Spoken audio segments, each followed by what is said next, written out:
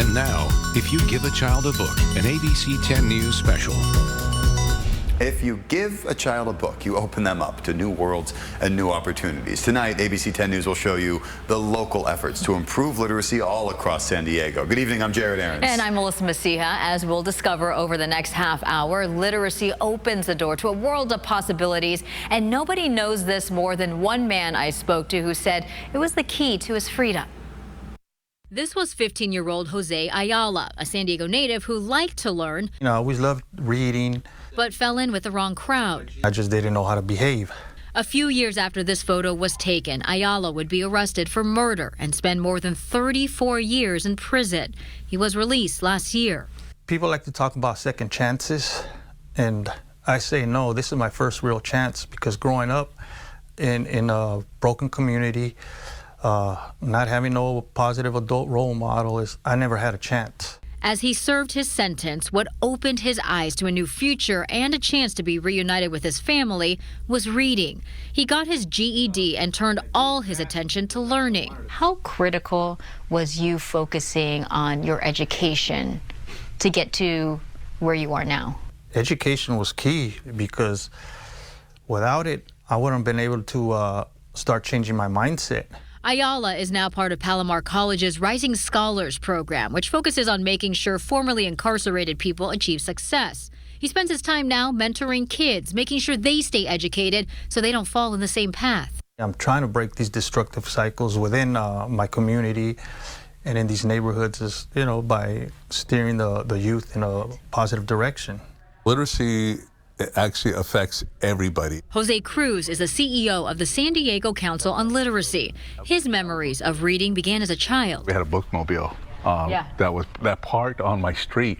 His focus now is making sure everyone has access. With our 33 affiliated programs, they're providing the services, whether it's tutoring for children, tutoring for adults, teaching English, getting books to children, just doing all the things that we know will work. For Ayala, he's just thankful he got a chance to be a different person than who he was as a teenager. To be home is truly a blessing. I'm not going to forget where I came from. I'm not going to forget my past, because that's what's going to keep me grounded. And turning his life around, Ayala hopes to transfer to San Diego State and eventually get a master's in sustainability. Teaching kids to read is one of the most important parts of education, but for some kids who experience homelessness, that is a really tough foundation to set. One school in San Diego, though, believes they've found a way, and they have the data to back it up. I visited Monarch School downtown for a lesson in literacy. I am Sam. Annabella's favorite book. I do not like green eggs and ham. I do not like them, Sam, I am. Is a classic, and she did a great job reading it to me. Try them, and you may. Try them, and you may, I say. Annabella's in 3rd grade at Monarch School in San Diego. Do you like reading? Did you always like reading? Yes. Yeah?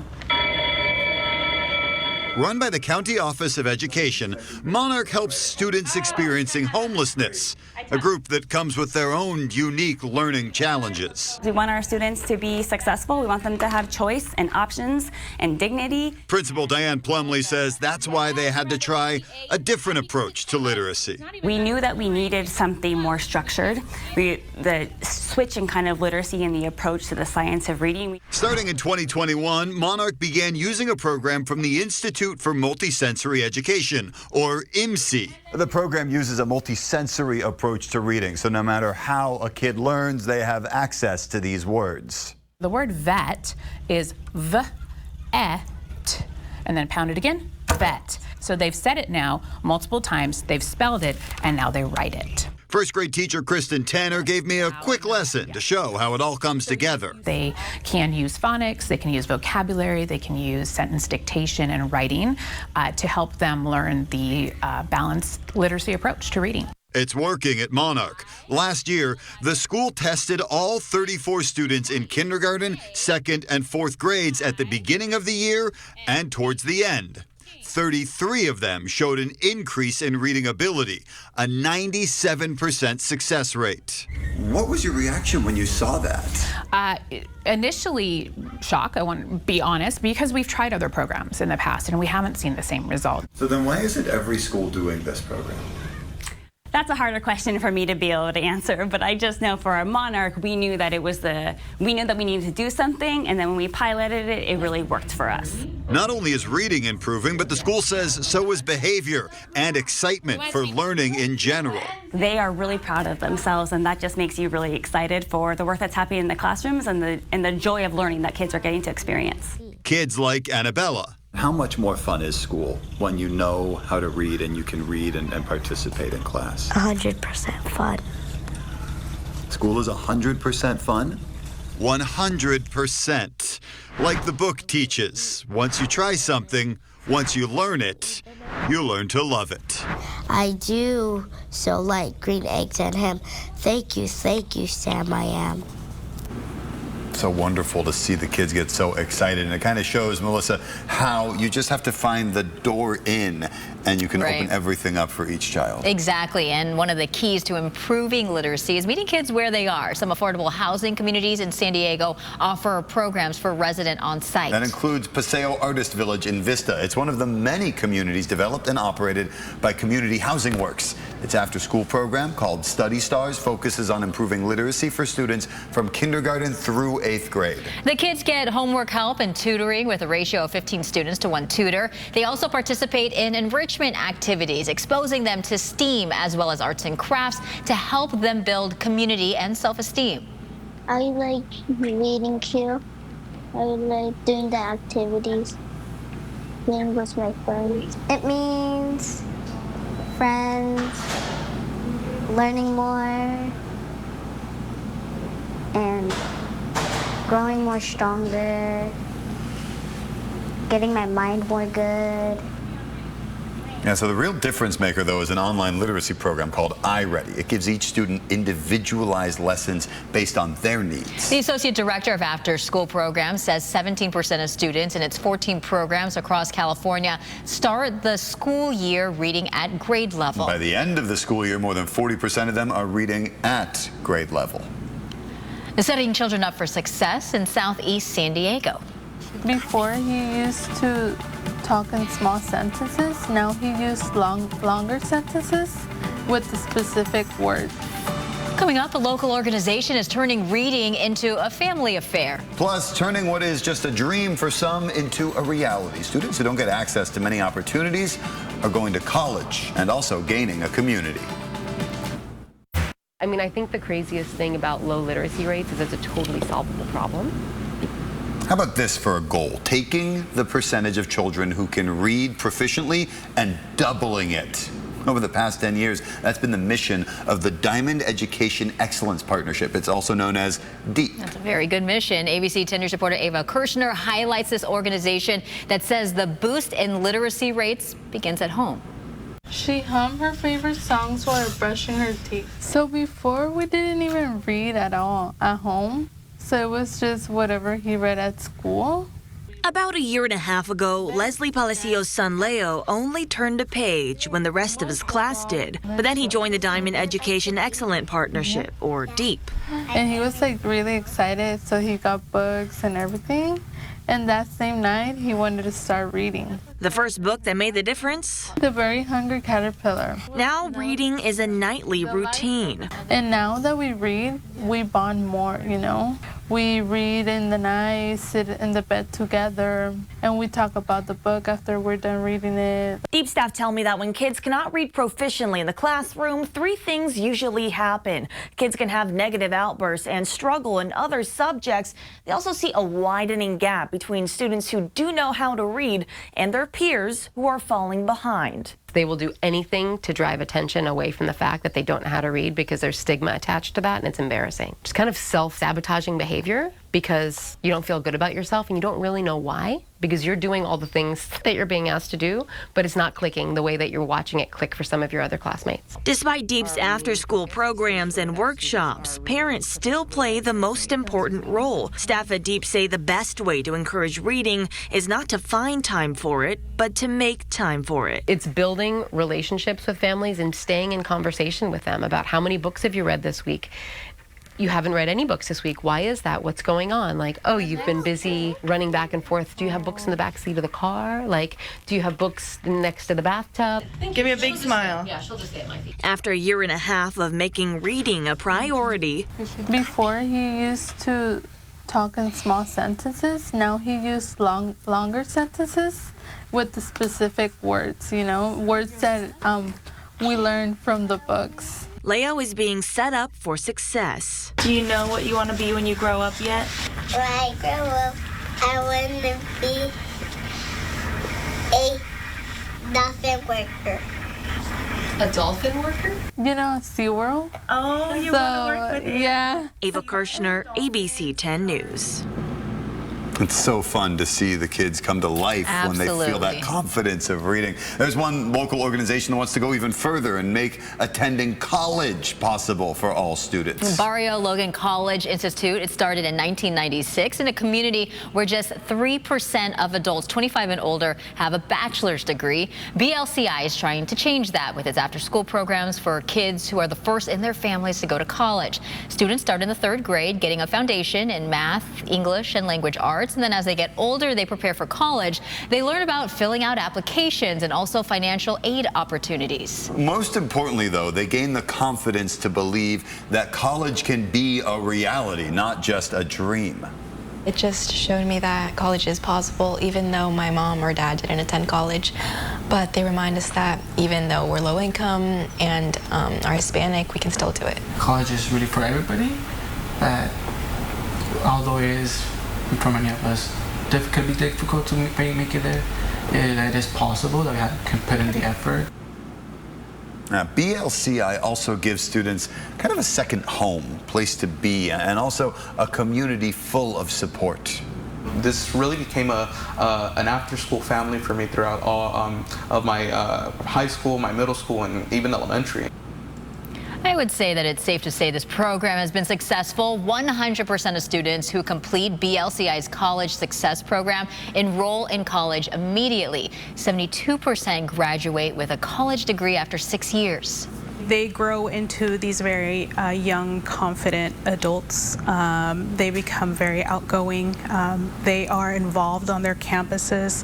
They really take some can even help taking leadership roles within whatever organization they are involved with in high school and college. And then they graduate and they become mentors for the younger students here, and they actually become really successful in their career as well.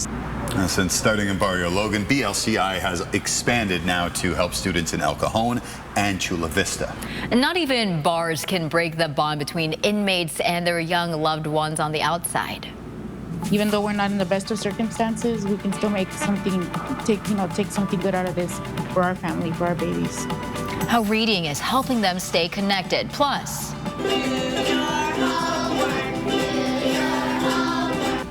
learning to a different tune, how strumming and singing is teaching these kids important skills in the classroom.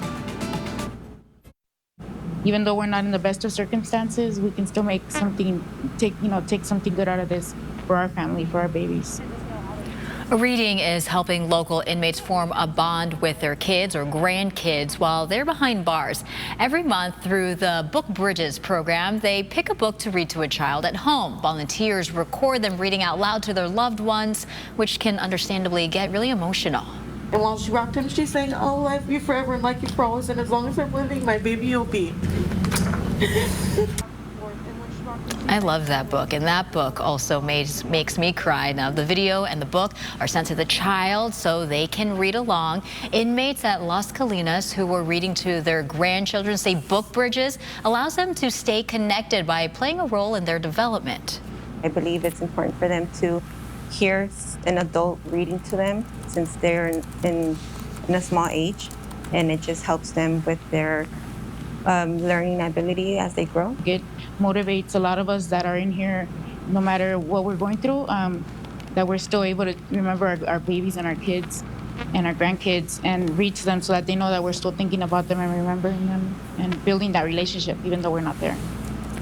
Book Bridges is a partnership between the Sheriff's Office and local organization Reading Legacies. The program has been around for 15 years, giving inmates a second chance to be there for their families.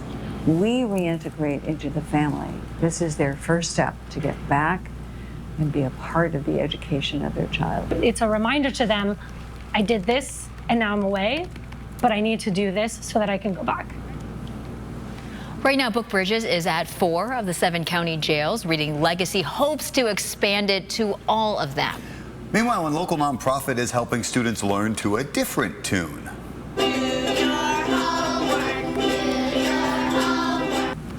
Guitars and ukes in the classroom started in 2000. That was at a time when music in schools was being defunded. The nonprofit wanted to find new ways to keep making music a part of the academic learning processes. Music's just natural for everyone, and so bringing singing back where it doesn't have to be perfect, it's about joy. That's a great starting place, and then people will get better and better at it.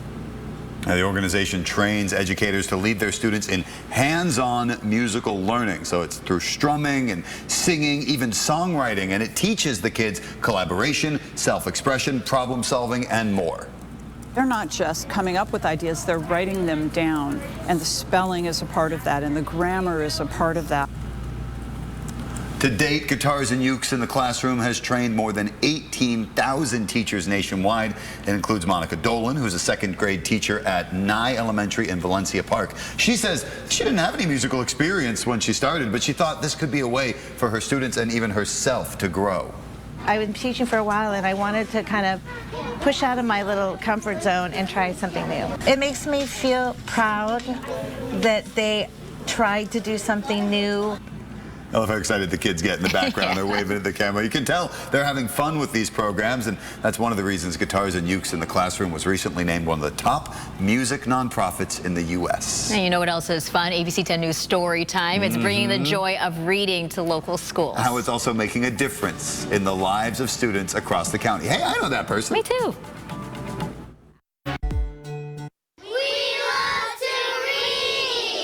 ABC 10 News is committed to improving literacy throughout San Diego. Every month, ABC 10 News Storytime brings the joy of reading to elementary schools all across the county. After we read a story or two, each student gets to pick out some free books to take home. At every school we visit, you can just see and feel how life-changing reading can be through the smiles on the kids' faces. What does he say? Blub, blub, blub. In February, I stopped in National City, where I read to kindergarten and first grade students at Central Elementary. But the experience meant so much more to the kids. They felt important today. I think they felt seen and appreciated and loved. They felt special. They needed this. We all needed this. Something to be excited about. And books do that for people. Then in March, it was off to Los Peñasquitos Elementary School in Poway. The second and third graders I met, building on their love of reading. In different books, someone might, or in the same book, someone might think a different thought than you, but it's just really fun to read books. Pete smiled. There are no rules. It's no big deal. Art is about how it makes you feel. It was my turn in April. I read to a group of first graders at Lindo Park Elementary in Lakeside. They were excited to get more books to expand their joy for reading. What do you like about reading? That it helps with my mind. It helps with your mind. Just at that moment, poor Trevor did see the pile was wobbling. Oh, dear me.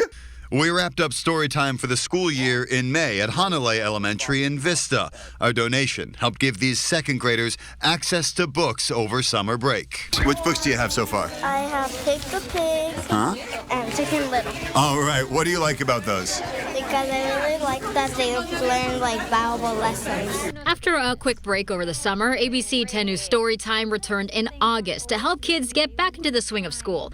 A class of kindergartners and first graders at Kellogg Elementary in Chula Vista learned an important lesson from the book I read them. A brave kid stays calm when others are afraid. Never give up. Never give up. We brought Storytime all the way to Fallbrook in September, the first time we've been there. The book donation was extra special for 100 second graders at Live Oak Elementary. Some of these kids will never have the opportunity to purchase this many books or get this many books of their choice. In October, it was off to historic Point Loma at Dewey Elementary. One of the third graders I met shared what she likes about reading. That it goes into adventure and it makes me like to, it makes me go deeper. I traveled to Lemon Grove in November, stopping by San Miguel Elementary. The second graders I read to were excited to pick books to call their own, something many of them don't get the chance to do. What made you pick these ones? Because I like those, because I never had it in my house, I also need those for my reading log. How excited are you to take these books home and keep them forever? Really excited. So excited to bring these home. Storytime is a partnership with ABC 10 News, North Island Credit Union, and the San Diego Council on Literacy. Through this program, ABC 10 News gave out more than 1,500 books last school year, sharing the magic of reading with kids all across the county. And I love this program. My favorite day every month. And the kids are just so excited. A lot of them bring the books home also for their siblings as well. Yeah, and I love seeing what they all flock to, because you really get a sense of like what the popular books are right now. Exactly. Which is kind of exciting to see. Hey, thank you so much for joining us for If You Give a Child a Book, an ABC 10 News special. If you want to learn more, you can find more information about the organizations we featured on 10news.com. Have a great night. Thank you for watching If You Give a Child a Book, an ABC 10 News special sponsored by North Island Credit Union.